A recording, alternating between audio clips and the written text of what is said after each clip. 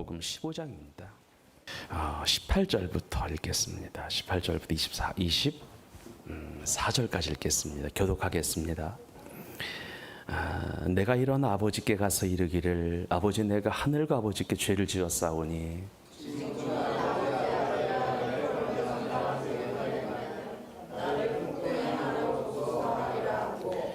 일어나서 아버지께로 돌아가니라. 아직도 거리가 먼데 아버지가 그를 보고 측은히 여겨 달려가 목을 안고 입을 맞추니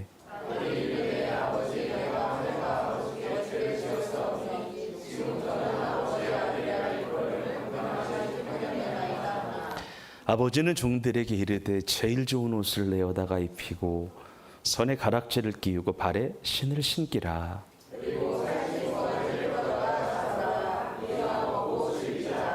함께 읽습니다.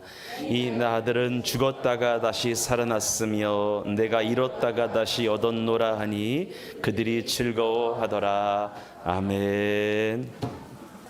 오늘은 한번 읽어볼까요? 시작. 일어나 아버지께로 돌아가자라고 하는 제목으로 말씀을 잠깐 나누겠습니다.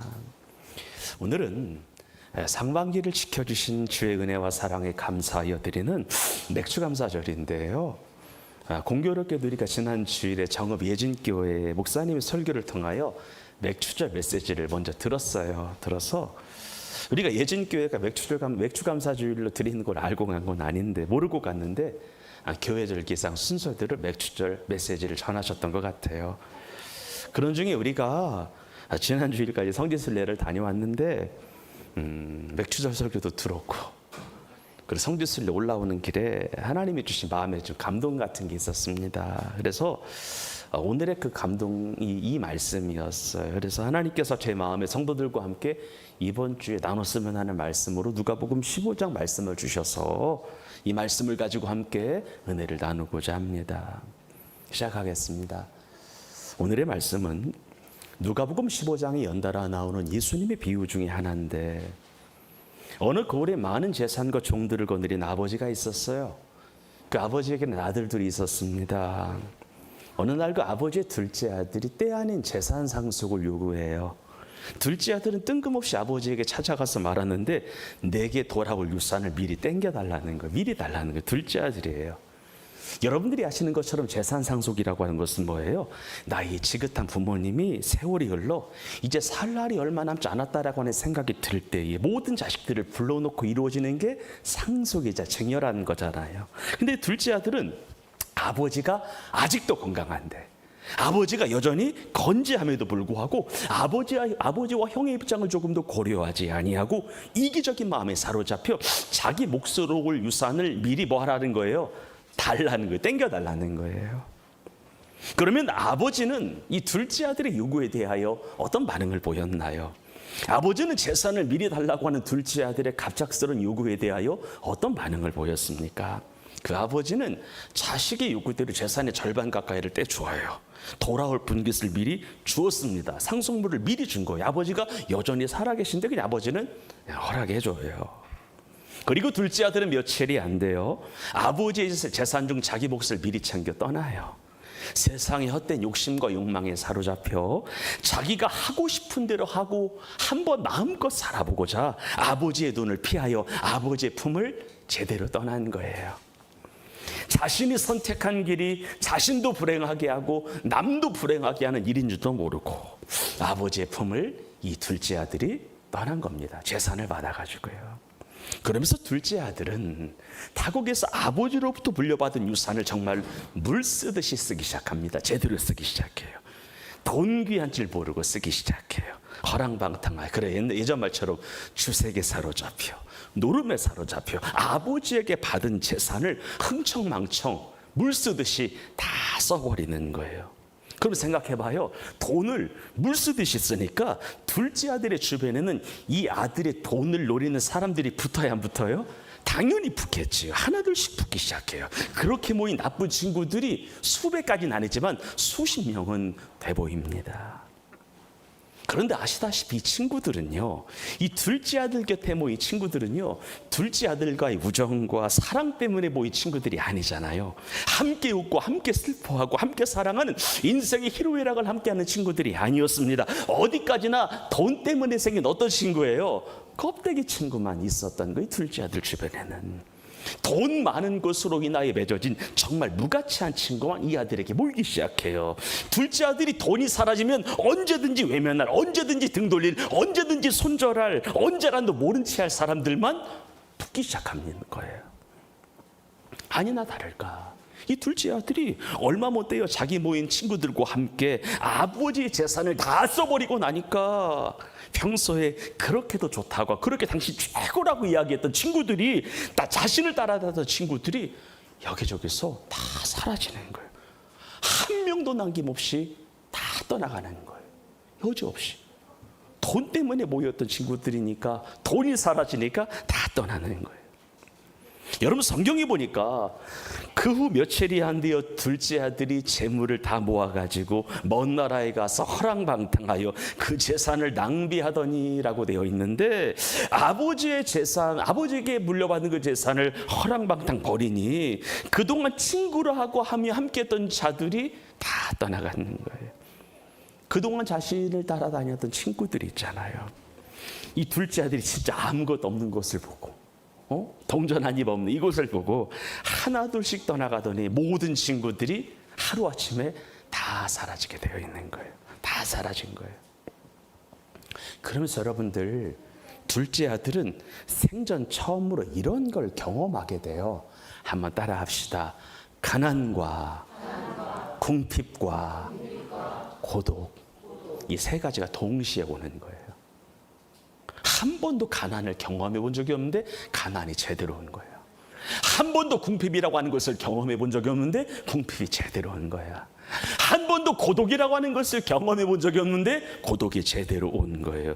둘째 아들은 평생 부유한 아버지 밑에서 부족함이라고는 경험해 본 적이 없는 채로 평생을 살았는데, 처음으로 배고픔을, 굶주림을, 고독함을 다 경험하게 된 겁니다.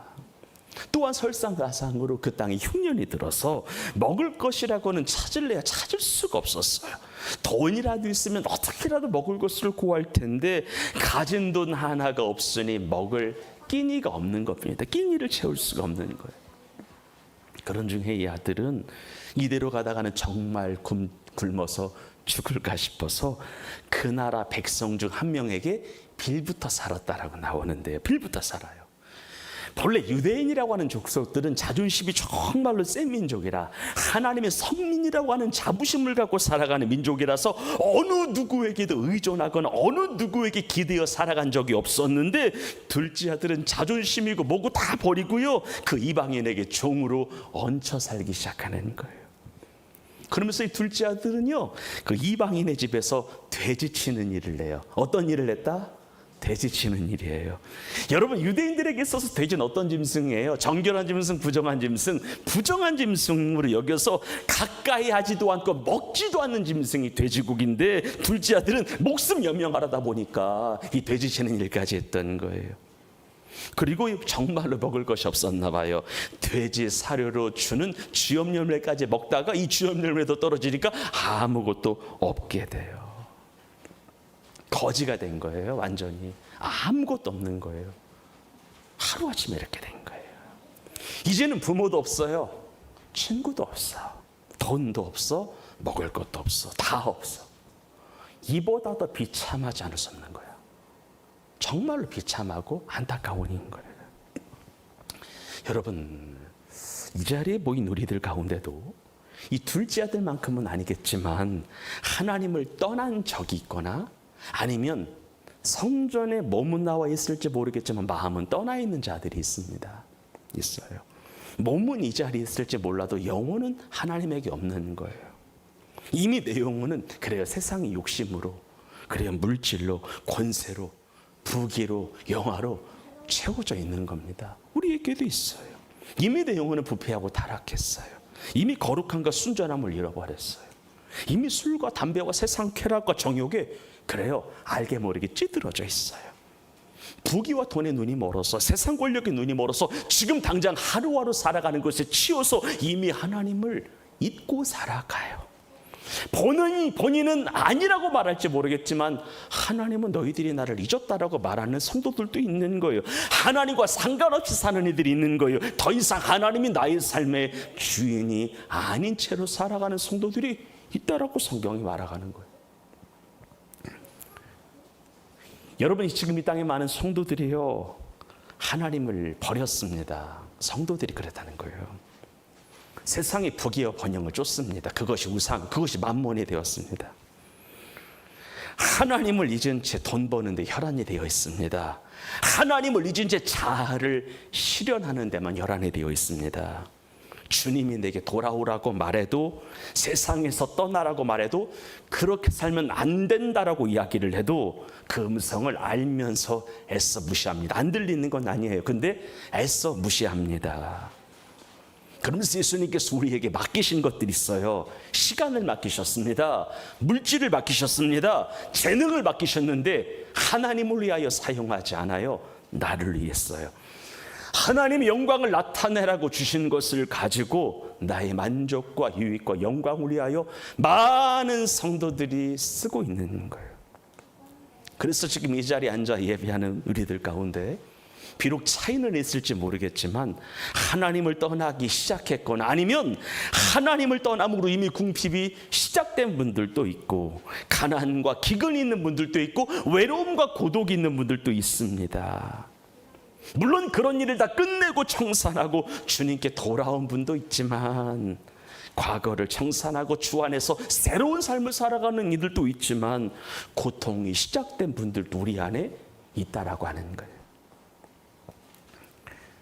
그런데 오늘 본문에 보니까 예수님 비유 말씀에 아버지의 집을 떠난 자식에게 크게 위로가 되는 한 가지가 있었어요. 아버지의 집을 떠나 살던 그 아들에게 한 가지 위로가 되는 이야기가 있었어요. 그게 뭐냐면, 이 아버지가요, 둘째 아들이 집을 나간 그날부터, 아버지가 집을 나간 그날부터 아들이 돌아오기만을 손꼽아 기다렸다는 거죠. 난 이 부분이 가장 격려가 됐어요. 둘째 아들은 아버지가 싫어 떠났어요. 아버지가 자기를 구속하는 줄 알았어요. 그래서 싫은 거야. 아버지와 함께하는 게 불행인 줄 알아서 떠난 거예요. 아버지의 마음도 모르고 떠난 거잖아요. 그런데 아버지는 아들이 나간 그날부터 돌아오기를 기다려요. 이게 하나님이에요. 아들이 집을 나간 그날부터 아버지는 그날에 그 아들이 속히 돌아오기를 손꼽아 기다립니다. 정말 기다리는 거예요. 그러면서 아버지는 아들이 언제 돌아올까 노심초사하면서 밤마다 대문을 활짝 열어놓고 마음 졸이시며 떠나간 자식 돌아오기를 기다렸어요. 아들이 떠나간 그날부터. 때로는 마을 어귀에서 서성거리며 이렇게 이야기를 해요. 오늘은 돌아올까? 내일은 오겠지. 오늘은 돌아올까? 오늘은 올까? 또 실망을 하고, 또 나가고, 내일은 오겠지. 기대와 실망이 교차하는 가운데 아버지는 아들이 돌아오기만을 기다립니다. 딸이 돌아오기만을 기다려요. 그리고 끊임없이 눈물로 하나님 아버지가 보냅니다. 여러분, 예수님이 여러분들을 위하여 기도하고 계심을 믿으십시오. 그래요. 우리가 집을 나가잖아요. 아버지 집을 떠나잖아요. 그날부로 3일째 하나님이 기도를 하신다니까. 성령님이 탄식하시면서 예수님이 하나님 아버지께 우리를 위하여 기도해 주신다니까. 여러분, 우리를 향한 하나님의 아버지의 마음은 이와 같아요. 지금까지도 우리의 아버지 하나님은 우리가 돌아오기를 기다리시고 잃은 자식을 향한 눈물과 통곡으로 평생을 보내신 분이 하나님이시다. 여러분, 우리를 향한 하나님 아버지의 마음은 이런 마음이에요. 나 같은 죄인 하나가 회개하여 돌아오면은 본래 회개할 것 없는 의인 99명으로 인하여 더 기뻐하시는 것이 우리가 돌아올 때 하나님의 마음이에요. 하나님의 마음은요, 우리가 모두 멸망받지 아니하고 회개하여 구원에 이르는 것이 하나님의 마음이에요. 하나님의 마음은요, 죄인인 우리가 죄악 중에 멸망받는 것을 기뻐하지 아니하시고 돌이켜 생명 얻기를 원하시는 것이 아버지의 마음이에요. 이 마음 꼭 기억하기를 주의 이름으로 축원합니다. 여러분, 아버지 하나님의 마음을 조금이라도 헤아리는 자가 되시기를 바랍니다. 나를 향한 아버지의 사랑을 조금이라도 생각해 보는 자가 되기를 바랍니다. 지금도 기다리시는 것을 기억하시기를 바라요.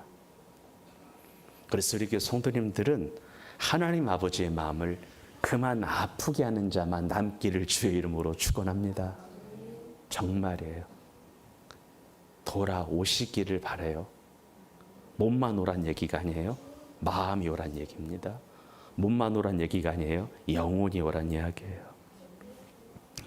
그런데 성경에 보니까 이 둘째 아들은 안타깝게도 이런 아버지의 마음을 헤아리지 못했어.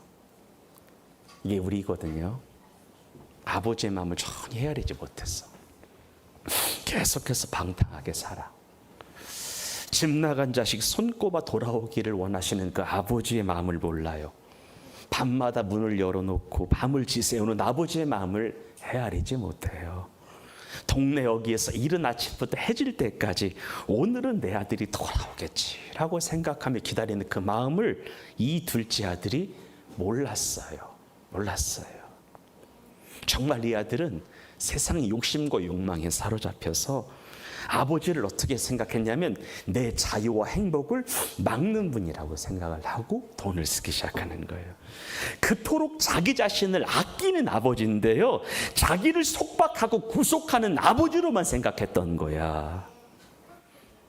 결국 이 둘째 아들은요, 모든 것을 잃어버린 이후에야 아버지의 품을 그리워하고 그제야 아버지를 찾아요.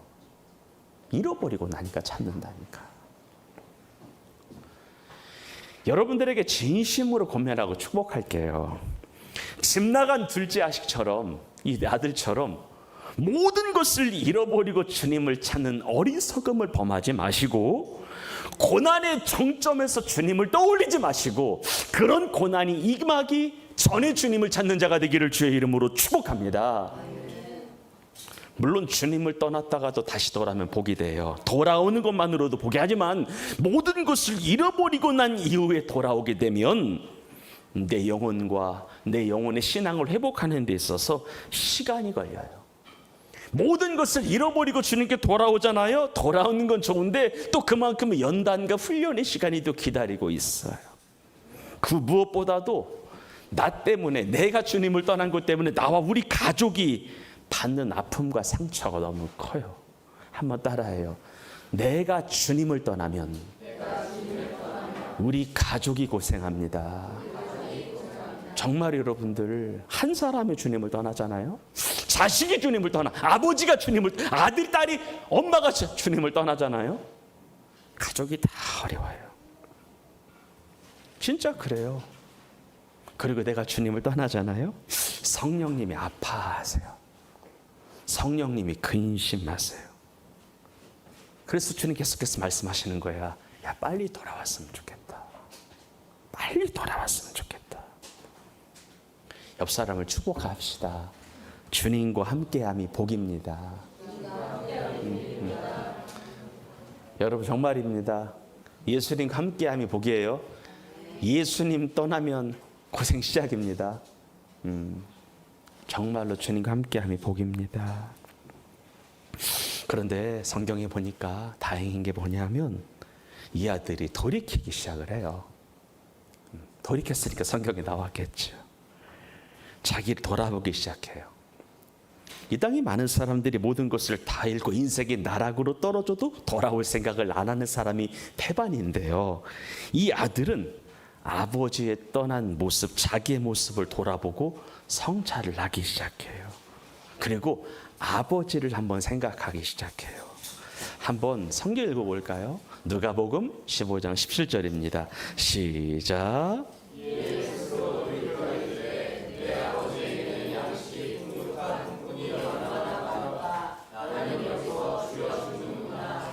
따라합시다. 스스로 돌이켜 이르되. 여러분, 돌이키면 삽니다. 돌이키기 시작을 한 거예요. 근데 이 사람이 돌이키기까지 우리로 말한다면 누군가는 기도를 했을 거예요. 아멘. 기도하니까 기도가 쌓이니까 되는 거잖아요. 돌이키기 시작하는 거예요. 여러분 잘 들어요. 이 시대 예수님을 떠난 많은 사람들의 비극이 뭐예요? 주님을 떠난 많은 사람들의 비극이 뭐예요? 인생이 나락으로 가도요, 자신의 허물과 자신의 죄악을 못 본다는 건데, 그 정도 곤두박질 쳤으면, 그 정도 나락갔으면, 그 정도 아프면, 그 정도 잃어버렸으면, 그 정도 손실을 봤으면 이제는 나를 돌아보고 아버지께 돌아갈 생각을 해야 되는데, 절대 다수의 그리스도인들도 안 하고 있다는 건데, 이 둘째 아들은 나를 돌아보기 시작했다. 그리고 아버지 하나님을 생각하기 시작했다. 하나님을 찾기 시작했다는 거예요. 오니까. 그럼 여러분들, 뭐가 둘째 아들의 눈을 연 거예요? 무엇이 둘째 아들로 하여금 자기를 성찰하고 내가 이제 하나님께 돌이켜야겠다라고 생각을 한 거예요? 두 가지였어요. 흉년을 통한 기근과 궁핍이었어요. 경제적인 고통이 제대로 오니까 아버지께 돌아갈 생각을 해요. 그리고 다른 한 가지는 외로움과 고독이에요. 마음의 고통이 오니까 하나님께 돌아갈 생각을 해요. 무슨 말이냐면, 하나님께서는 내 인생에 가난과 궁핍을 주시면서 고독과 외로움을 느끼게 하시면서 나를 돌아보고 성찰하게 하신다. 고개 들어 하나님을 바라보게 하신다 라고 하는 거예요. 가난이 와도, 기근이 와도, 궁핍이 와도, 고독이 와도 하나님을 여전히 찾지 않는 이가 많은데, 그럼에도 불구하고 하나님은 이 방법밖에 없어서 주시는 거예요. 그래서 시편은 말해요. 한번 크게 읽어봅시다. 시작. 고난당한 것이 내게 유익이라. 이로 말미암아 내가 주의 율례들을 배우게 되었나이다. 고난이 오는 것이 하나님을 찾는 기회가 됐잖아요. 이 아들에게. 외로움이 극도로 오니까, 극한 가난이 오니까, 형언할 수 없는 궁핍이 오니까, 내가 주님을 더 찾아야 되겠다. 내가 이제 오늘 아버지 집으로 돌아가지 않으면 안 되겠다 생각을 하게 되는 거잖아요. 그래서 고난과 역경 속에서 처했던 이 둘째 아들은요, 모든 재산을 탕진해버리고 쥐업 열매도 못 먹는 그 정도의 가난한 신세가 되어 자연스럽게 과거를 회상을 하게 돼요. 아버지 품을 그리워하게 돼요. 아버지 집에 창고가 넓었고 품꾼이 많았고 일하는 사람들로 넘쳐났고 곡식이 많았던 그 옛날을 떠올리게 돼요. 항상 모든 것이 부족함이 없었고 넉넉했으며 좋았던 그 시절과 오늘날 나의 현실을 비교하면서 아버지를 떠올리게 되는 거예요. 그리고 마침내 둘째 아들이 이렇게 고백을 해요. 우리 한번 크게 읽어봅시다. 누가복음 15장 18절입니다. 시작. 내가 일어나 아버지께 가서 이르기를, 아버지, 내가 하늘과 아버지께 죄를 지었사오니. 아멘. 따라합시다. 아버지, 내가 하늘과 아버지께 죄를 지었나이다. 이 고백하는 거예요. 다른 거 하잖아요. 지금 내가 아버지께 돌아가서 죄인임을 인정하고 나의 죄를 회개하고 용서해달라고 고백하겠다는 거잖아요. 지난날 아버지를 떠나 내 생각과 방법대로 살아서 아버지의 마음을 아프게 했던 나를 용서해달라고 하는 고백이잖아요.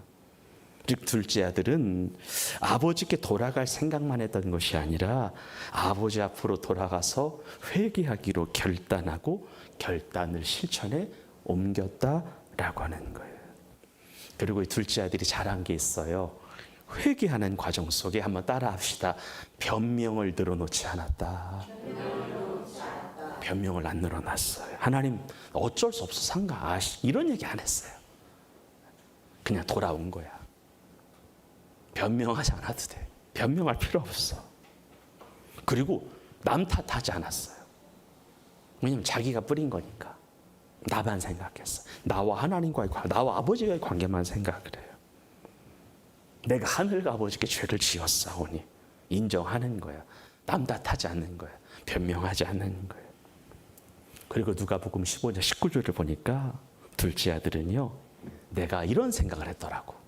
내가 아버지께 돌아가게 되면 나를 아버지 이렇게 말하겠다는, 이제부터는 아버지의 아니라 품꾼의 하나로 봐달라고 이렇게 하겠다라고 마음을 먹게 돼요. 무슨 말이냐면, 원래 이 사람에게 주어졌던 아버지와 아들로서의 관계부터 시작해서 신분 있잖아요, 특권 있잖아요, 권리를 뭐 하겠다는 거예요?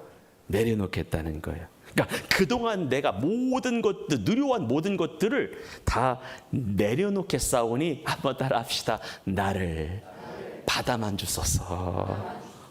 이런 이야기를 하는 거예요. 하나님, 내가 아버지와 아들로서의 관계에도 정리하겠습니다. 나 종으로 살게요. 종으로 살게요. 그동안 내가 아버지 아들로서 누려왔던 특권 권리 다 내려놓을 테니까 나를 받아만 주십시오. 근데 감사한 건 뭐냐면, 아버지는 한 번도 우리를 종으로 생각한 적이 없다는 거였어요. 이게 하나님 은혜인 줄로 믿으시기를 바랍니다. 그러면서 마침내 둘째 아들은 두 손 들고 아버지에게 가요. 아버지 집을 향하여 힘들고 어려운 발걸음을 두벅두벅 걷기 시작합니다. 둘째 아들의 마지막 모습이에요. 그때입니다. 아버지가 아들을 봐요. 따라합시다. 아들과의 거리가 아직도 먼데, 아직도 멀리 떨어져 있는데, 아버지는 아들을 단박에 알아봐요. 아들은 아버지를 모르는데, 못 알아보는데, 아버지는 아들이 저만큼 떨어져 있어도 내 아들이네 라고 생각을 하는 거예요. 그리고 아들인 줄로 확신했던 아버지는요, 아들에게 달려가서 부둥켜 안고 울고 아버지가 아들에게 할 수 있는 최대치의 사랑을 입맞춤으로 표현을 해요. 그러면서 이야기를 해. 아버지, 이제부터 나를 품꾼의 하나로 여겨주세요. 내가 아버지의 재산을 절반이나 날린 나에게 내가 어떻게 다시 아버지의 자녀가 되겠다라고 감히 내 입으로 말할 수 있겠습니까? 우리 20절 21절 읽겠습니다. 시작. 이에 일어나서 아버지께로 돌아가니라. 아직도 거리가 먼데 아버지가 그를 보고 측은히 여겨 달려가 목을 안고 입을 맞추니, 아들이 이르되 아버지, 내가 하늘과 아버지께 죄를 지었사오니 지금부터는 아버지 아들이라 일컬음을 감당하지 못하겠나이다 하나. 아멘. 인류 역사상 가장 아름다운 상봉입니다. 그래서 제가 아는 목사님은 교회 이름을 상봉교회라고 졌어요. 진짜예요.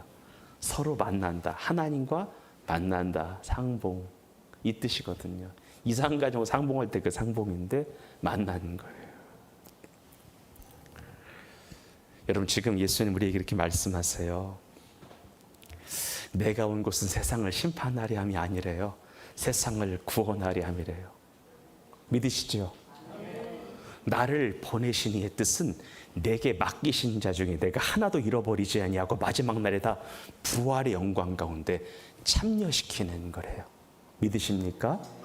이게 하나님의 뜻이, 이 예수님의 마음이래요. 나를 보내신 이의 뜻, 예수님을 누가 보내신 거예요? 하나님 아버지가 보내신 거잖아요. 하나님 아버지가 아들 예수 그리스도를 보내면서 어떤 사명을 주셨냐면, 마지막 날 이 영혼들 다 살려야 된다라고 하는 거예요. 살려야 된다라고 하는 거예요. 또 주님 말씀하세요. 주의 약속은 어떤 이들이 더디다고 생각하는 것처럼 더딘 것이 아니라 크게 따라요. 오직 주께서는 너희를 대하여 오래 참으사 아무도 멸망하지 아니하고 회개하기를 원하시느니라. 믿으십니까? 이게 하나님의 마음이래요. 주께서는 너희를 대하여 오래 참으사. 여러분, 지금도 참고 계시는 거 기억하시기를 바라요. 아무도 멸망하지 아니하고 회개하기를 원하시느니라. 또 하나님의 마음이에요. 마지막 읽어볼까요? 시작. 하나님은 모든 사람이 구원을 받으며 진리를 아는 데 이르기를 원하시느니라. 아멘. 그러므로 우리는 우리의 죄가 아무리 크고 무겁다 할지라도 여러분, 하나님 생각해서 하나님께 돌아오기를 주의 이름으로 축복합니다. 하나님은 내가 집을 당신을 떠나도 한 번도 종으로 생각하지 않으셨단 말이에요. 하나님 마음 헤아려서라도 하나님 마음 그만 아프게 주께 돌아오기를 바라요. 하나님은 당신께 돌아오게만 하면 그동안 여러분 쌓였던 죄 허물을 단번에 처리해 주시고 덮어주시고 용납해 주시는 분인 줄로 알고 주께 돌아오기를 축원합니다. 그리고 이미 아버지 하나님 앞으로 돌아온 분들이 있죠. 이분들은요, 하나님 조금이라도 흔들리지 않는, 다시는 주님을 떠나지 않는 반석 같은 믿음 달라고 기도하시기를 바랍니다. 진짜 여러분들, 이미 주님께 돌아온 분들은 다시는 주님 떠나지 말아야 돼요. 아멘. 그게 하나님 원하시는 거예요. 집 나간 자식은 집안에 들어오셔야 되고, 집안에 들어온 자식은 다시는 아버지 품에 떠나지 않게 반석 같은 믿음, 강한 믿음 달라고 기도하시기를 주의 이름으로 축원합니다.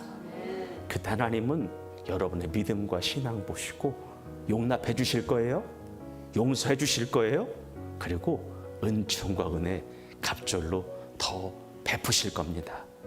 하나님 생각해서 돌아오기를, 하나님 마음 헤아려서 돌아오기를 주의 이름으로 축복합니다.